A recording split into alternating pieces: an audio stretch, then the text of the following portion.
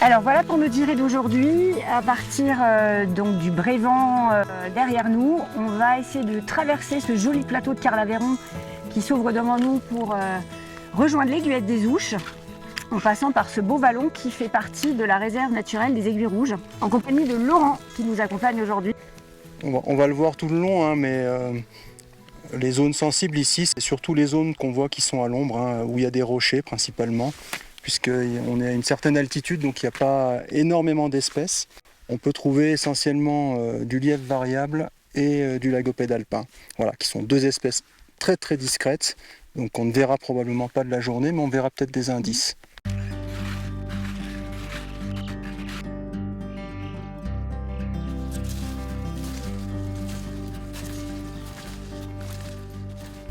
Quand on a la chance de voir un animal, déjà, bon, voilà, ce qu'on a fait là, on reste calme. Et puis après, on va attendre, voir un petit peu ce qu'il va faire.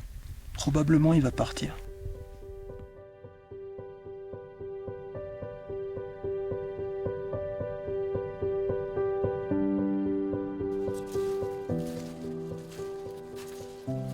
Donc là, on sort de la réserve naturelle de Carlaveron. Voilà, on va descendre sur les chalets de Chailloux et on va trouver des zones un petit peu différentes. Dans ces zones qui sont particulièrement sensibles, en fait, le plus simple, c'est d'éviter au maximum les lisières quand on descend. C'est assez intéressant parce que c'est vrai que alors, effectivement, faire sa belle trace dans la poudreuse, c'est ce dont tout le monde rêve. En même temps, on se dit que c'est aussi sympa d'arriver dans un milieu vierge quand il n'a pas neigé pendant un certain temps. Donc spontanément, on pourrait avoir dans certains espaces aussi tendance à se dire je vais suivre un petit peu la ligne de forêt pour pas aller mettre des traces partout, que ça reste beau. Et en fait, non, c'est finalement pas le bon réflexe.